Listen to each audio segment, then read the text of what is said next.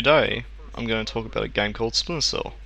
Now, Tom Clancy's Splinter Cell was released on November 17th, 2002 by Ubisoft for the original Xbox, and it quickly established whether or not if you were either A Splinter Cell fan, or B, a Metal Gear Solid fan.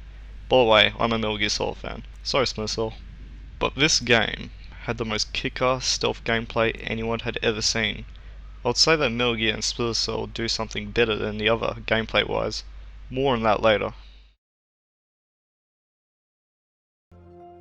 The story is fairly simple. You play as a third echelon operative named Sam Fisher. Sam Fisher must, like any other military protagonist before him, has to prevent terrorists from molding the future into World War III. I'd say the story would be interesting if I were younger, but because I didn't and still don't give a flying fuck about politics, the story suffered for me. While Sam Fisher must embark on missions to save the world, he acts and sort of does look a bit like Batman, just without the cape. Here's an example. Now we'll just wait for this oblivious twat. And now. Come here, cunt. Hey, what are you doing? Get off my neck. No. I'm Batman. Now we'll just go for a bit of a stroll here. Shut up, Lambert. Just shoot this little pesky annoying camera. Just singing in the rain. Run, Sam, you fat fuck. Oh shit, desperate times calls for desperate measures. Fuck my life.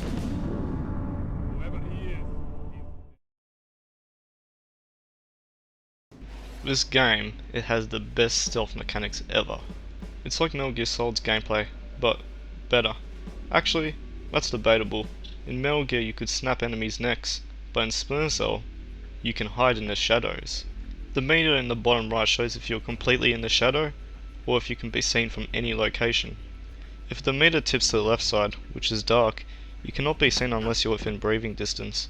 However, if it bolts right to the light side, then you can pretty much be spotted by an oblivious patrolling guard.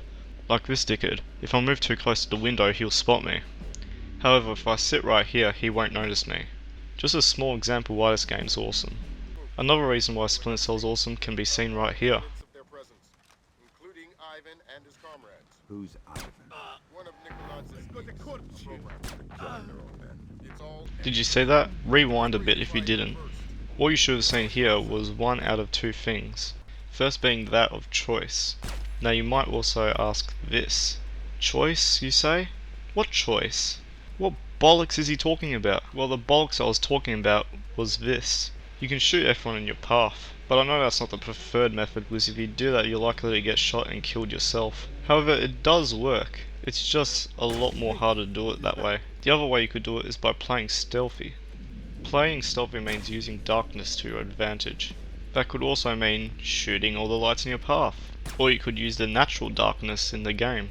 The second thing I was going to talk about before was challenge. If you're a newcomer to the series, then expect this game to be tough. Not for me though, I've played this game too many times to know that it's easy. If you play like an action first person shooter, then it'll be difficult, only if you want it to be. If you don't want to be, then you can blaze through this game pretty easily. Splinter Cell has 9 missions, however the Xbox and the PS2 versions have more, so take your pick. But when I was younger I had the PS2 version, only because I had that one extra mission. Now back to gameplay. You get heaps of gadgets in this game, but not all are given to you. Sometimes you have to find them yourself. The other thing I like about this game is that it's got great sound effects, and while on the topic of gameplay, each mission is structured differently so it always keeps you on your toes. That goes for both levels and objectives. Now instead of listing the great game mechanics, I'm going to make comparisons with Metal Gear Solid, since both games do something better than the other.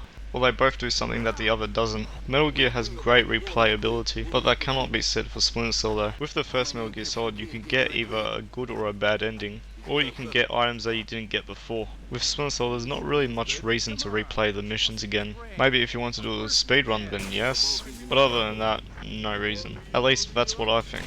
But don't listen to me, I'm a huge hypocrite when it comes to that because I play this game all the time. Well, I mean, not always. The artificial intelligence in this game is shit. No, really, the AI in this game is fucking shit with a rating of 0. That's it, my job is done. Alright, I guess I can't really end it at that point. The AI is a 5 out of 10, that's the best I can give it. No more, no less. How is the AI shit, you may ask? There are two reasons why the AI is shit. You have 3 green lights on your head, and they cannot see it moving in the dark? Dumbasses. The accurate definition of stupidity. Like how I'm sniping these 3 dickheads. Boom! Headshot. Oblivious stupid guards. Just gotta love them sometimes. They just make my job much easier. Here's another reason. They're just not that bright. Here's an example. If you alert them and you're out of their sight, they'll fire their guns at pretty much nothing. Like the idiots will literally shoot a wall that they think you're behind. I don't think I've ever seen a much worse AI than this. If someone would like to show me, then please do. But yeah, other than that, they just run around aimlessly.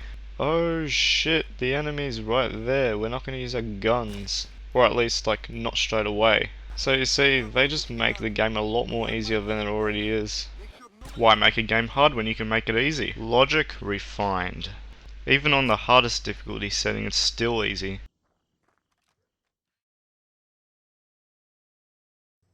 The graphics were not bad for its time, but it definitely shows its age now. The lighting, however, is timeless. The lighting shows darkness and light respectively well, like watch for the first 30 seconds. Fallout shelter and learn some prayers. I'm glad you understand. Be good.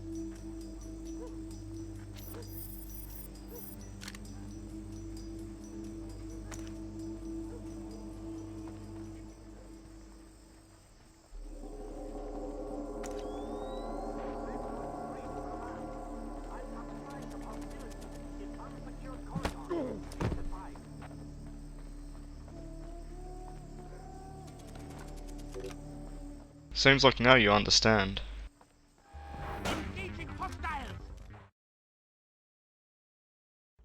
You can tell if a game's really fucked up by looking at the controls. Bad controls equals dysfunctional game. Some complex games on the Nintendo Entertainment System could have benefited by using a functional control scheme. But they didn't, and that's why they suck. Just look at the Angry Video Game Nerds channel, he does angry reviews on old games.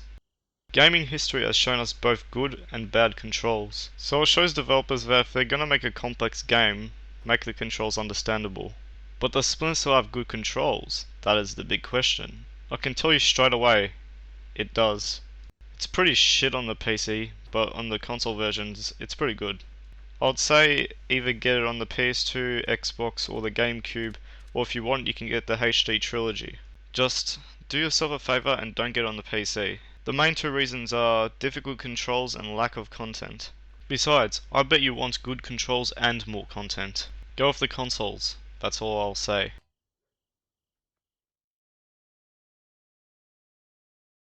I wouldn't say it's as good as Metal Gear Solid 1's music, or even 2 for that matter, but even so, it still has a stellar soundtrack. How about we compare Splinter Cell with Metal Gear Solid's music? I'll let you decide which is better instead of me rambling on about it.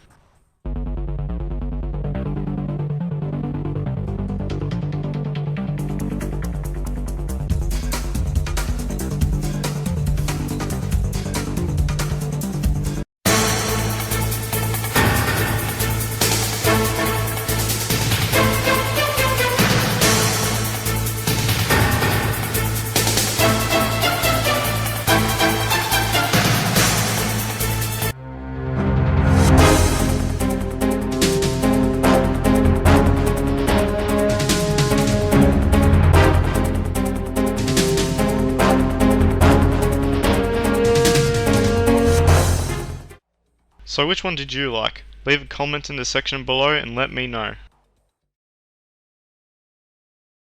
Splinter Cell is a classic in every sense of the word, but it isn't perfect, flawed indeed. However, for $20, what more could you ask for? Buy one of the best stealth experiences today. And for that, I give this game a 9.3 out of 10. Thank you for watching. If you want, like or subscribe, and enjoy the rest of your day.